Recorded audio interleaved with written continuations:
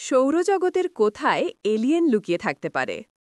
এখন পর্যন্ত এলিয়েনের সঙ্গে মানুষের দেখা হয়নি, তবু বিশ্বজুড়ে মানুষের মধ্যে এলিয়েন নিয়ে কল্পনার শেষ নেই। রাতের আকাশে বহু মানুষ তাকিয়ে থাকে, ভাবে মহাবিশ্বের কোথাও কি কেউ আমাদের দিকে একইভাবে তাকিয়ে আছে। কল্পনার পরিধিকে আমরা একটু কমিয়ে আনি। মহাবিশ্বের কথা না ভেবে আমরা সৌরজগতের ভেতরে এলিয়েন থাকার সম্ভাবনা ভেবে দেখতে পারি। আমাদের সৌরজগতে প্রাণের অস্তিত্ব থাকার সম্ভাবনা কেমন? উত্তর জানার আগে একটি কথা বলে রাখা দরকার। এলিয়েন বলতে আমরা সৌরজগতে বুদ্ধিমান প্রাণীর কথা ভাবছি না। বিজ্ঞানীদের কাছে এলিয়েন হল পৃথিবীর বাইরে প্রাণের অস্তিত্ব।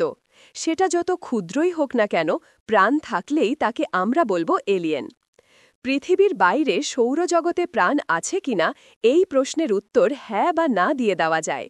বিজ্ঞানীরা বলছেন সৌরজগতে ভিনগ্রহী প্রাণীর অস্তিত্ব থাকা অসম্ভব নয়। সৌরজগতের ভেতরেই প্রাণীর চিহ্ন খুঁজে বের করার জন্য বেশ কিছু জায়গায় অনুসন্ধান চালানো হচ্ছে। কিছু জায়গায় প্রাণীর অস্তিত্ব থাকার সম্ভাবনাও দেখা যাচ্ছে। মঙ্গল গ্রহে কী প্রাণ আছে? আমাদের কল্পনার এলিয়েনের ছবি অনেকটা হিউম্যানয়েড, মানে সবুজ রঙের ছোটখাটো মানুষের মতো প্রাণী যার মাথায় অ্যান্টেনা আছে।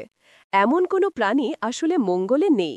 তবে মঙ্গলে আগে ক্ষুদ্র অণুজীবের অস্তিত্ব ছিল কিনা সেটাই খুঁজে দেখা হচ্ছে। বর্তমানে মঙ্গল গ্রহ একদম ঠান্ডা মরুভূমি। মঙ্গলে পাঠানো রোভারগুলো বিজ্ঞানীদেরকে খবর পাঠিয়েছে অনেক আগে এই গ্রহে তরল পানি ছিল। আর পানি মানে জীবন। যেখানে পানি আছে সেখানেই জীবন থাকার সম্ভাবনা রয়েছে। যুক্তরাষ্ট্রের ইউনিভার্সিটি অফ ফ্লোরিডার ভূতত্ত্বের অধ্যাপক এবং নাসার কিউরিওসিটি ও পার্সিভারিয়েন্সের সদস্য অ্যামি উইলিয়ামস, তিনি বলেছেন কিউরিওসিটি রোভার অতীতে মঙ্গলের পৃষ্ঠে অণুজীবের জীবনধারণের জন্য উপযুক্ত ছিল কিনা তা খুঁজে দেখেছেন। মঙ্গল গ্রহের পরিবেশ নিয়ে গবেষণার পাশাপাশি এই রোভারটি বিশেষ পাথরের নমুনা সংগ্রহ করছে। ভালোভাবে বিশ্লেষণের জন্য এই পাথর পৃথিবীতে ফিরিয়ে আনা হবে। মার্কিন মহাকাশ গবেষণা সংস্থা নাসার মার্স স্যাম্পল রিটার্ন মিশনের মাধ্যমে এই নমুনাগুলো পৃথিবীতে ফিরিয়ে আনার পরিকল্পনা চলছে। যুক্তরাষ্ট্রের ইউনিভার্সিটি অফ ফ্লোরিডার ভূতত্ত্বের অধ্যাপক এবং নাসার কিউরিওসিটি ও পার্সিভারিয়েন্সের সদস্য অ্যামি উইলিয়ামস, তিনি বলেছেন কিউরিওসিটি রোভার অতীতে মঙ্গলের পৃষ্ঠে অণুজীবের জীবনধারণের জন্য উপযুক্ত ছিল কিনা তা খুঁজে দেখেছেন। শুক্র গ্রহের বায়ুমণ্ডলে কী প্রাণ লুকিয়ে আছে? শুক্রকে পৃথিবীর যমজ বলা হয়। তবে সৌরজগতে প্রাণ খুঁজলে প্রথমেই এখানে খোঁজা হবে না। এর পৃষ্ঠের তাপমাত্রা প্রচণ্ড গরম, সীসা গলে যাবে এমন অবস্থা। এর পৃষ্ঠের চাপ পৃথিবীর চাপের চেয়ে ৯০ গুণের বেশি। আবার আমাদের যেমন পানি বা বাষ্পের মেঘ থাকে, এখানেও আছে তেমন ঘন সালফিউরিক অ্যাসিডের মেঘ।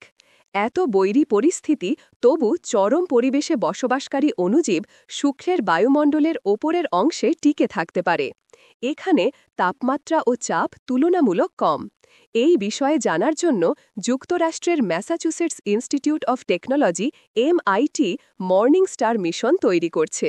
এই মিশনের মাধ্যমে শুক্রের বায়ুমণ্ডল থেকে মেঘের নমুনা সংগ্রহ করে পৃথিবীতে ফিরিয়ে আনা হবে। ২০২০ সালে শুক্রের মেঘে ফসফিন গ্যাস শনাক্ত হওয়ার সম্ভাবনা নিয়ে একটি বিতর্ক তৈরি হয়েছিল। ফসফিন গ্যাসকে প্রাণীর অস্তিত্বের সম্ভাব্য লক্ষণ হিসেবে দেখা হয়। যদিও সিগন্যালটি খুব দুর্বল ছিল এবং সমালোচকেরা বলেছিলেন এটি ডেটার ত্রুটির কারণেও হতে পারে। আগামীতে মর্নিং স্টার মিশন শুক্রের রাসায়নিক অবস্থা নিয়ে আরও বেশি তথ্য দেবে। এই গ্রহে ফসফিন আছে কিনা তা জানা যাবে সেই মিশন থেকে। ২০২০ সালে শুক্রের মেঘে ফসফিন গ্যাস শনাক্ত হওয়ার সম্ভাবনা নিয়ে একটি বিতর্ক তৈরি হয়েছিল। ফসফিন গ্যাসকে প্রাণীর অস্তিত্বের সম্ভাব্য লক্ষণ হিসেবে দেখা হয়। শনি ও বৃহস্পতির উপগ্রহগুলোতে কি প্রাণ আছে? সৌরজগতের আরও গভীরে শনি এবং বৃহস্পতি গ্রহ অবস্থিত। এদের কয়েকটি উপগ্রহে প্রাণীর অস্তিত্ব থাকতে পারে, বিশেষ করে এনসেলাডাস এবং ইউরোপাতে। শনির উপগ্রহ এনসেলাডাসের পুরু বরফের স্তরের নিচে একটি বিশাল ভূগর্ভস্থ মহাসাগর আছে। এই মহাসাগর থেকে বেরিয়েছে লবণাক্ত পানির বিশাল ফোয়ারা। এই ফোয়ারা ওপরের দিকে লবণ পানি ছুড়ে দেয়।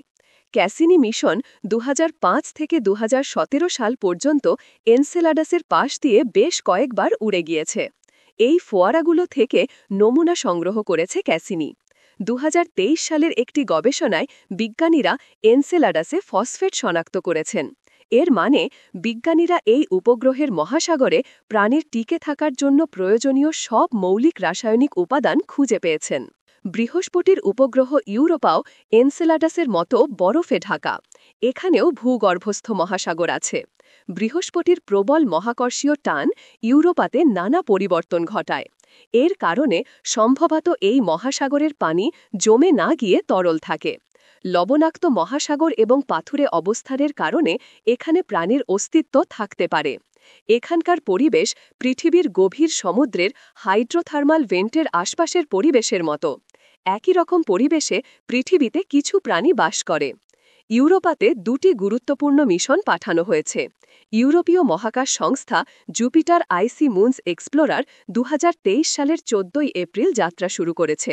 এটি 2031-এর মধ্যে বৃহস্পতিতে পৌঁছানোর কথা। অন্যদিকে নাসার ইউরোপা ক্লিপার মিশন 2024 সালের 14 অক্টোবর যাত্রা শুরু করেছে। 2030 সালে এটি বৃহস্পতিতে পৌঁছাবে। বৃহস্পতির উপগ্রহ ইউরোপাও এনসেলাডাসের মতো বরফে ঢাকা। এখানেও ভূগর্ভস্থ মহাসাগর আছে। শনি গ্রহের আরেকটি উপগ্রহ টাইটান সৌরজগতের সবচেয়ে বিখ্যাত জায়গাগুলোর মধ্যে একটি। এখানে পৃথিবীর পানিচক্রের মতো একটি মিথেন চক্র আছে। একটি পুরো নাইট্রোজেন ও মিথেন সমৃদ্ধ বায়ুমণ্ডলও। ক্যাসিনি মিশনের তথ্য থেকে জানা গেছে টাইটানের বায়ুমণ্ডল এমন জটিল অণু তৈরি করতে পারে। এটি জীবনের বিল্ডিং ব্লক হিসেবে কাজ করে। নাসা বর্তমানে গাড়ির মতো দেখতে অক্টোকপ্টার পাঠানোর পরিকল্পনা করছে। এটি টাইটানের বিভিন্ন স্থান থেকে নমুনা সংগ্রহ করবে। সৌরজগতের আর কোথায় প্রাণীর অস্তিত্ব থাকতে পারে? সৌরজগতে আরও কিছু জায়গায় প্রাণীর অস্তিত্ব থাকতে পারে, যার মধ্যে বামন গ্রহ সেরেস অন্যতম। 2015 সালে ডন মিশনের পাঠানো ছবি থেকে বিজ্ঞানীরা মনে করেন সেরেসের বরফ ও পাথরের আবরণের নিচে প্রচুর তরল পানি থাকার সম্ভাবনা রয়েছে। বিজ্ঞানীরা সৌরজগতে যত বেশি খোঁজাখুঁজি করছেন, তত বেশি প্রাণ টিকে থাকার মতো পরিবেশ পাওয়া যাচ্ছে। যদি এসব জায়গায় সত্যিই প্রাণের অস্তিত্ব থাকে, সম্ভবত এই প্রাণী আমাদের সঙ্গে যোগাযোগ করার মতো যথেষ্ট উন্নত না। তাই আমাদেরকেই হয়তো এসব প্রাণকে খুঁজতে যেতে হবে। সূত্র লাইফ সায়েন্স গ্রন্থনা অধ্যাপক মহসিন আলী আঙুর, সম্পাদক ও প্রকাশক মুজিবনগর খবর.com, মেহেরপুর।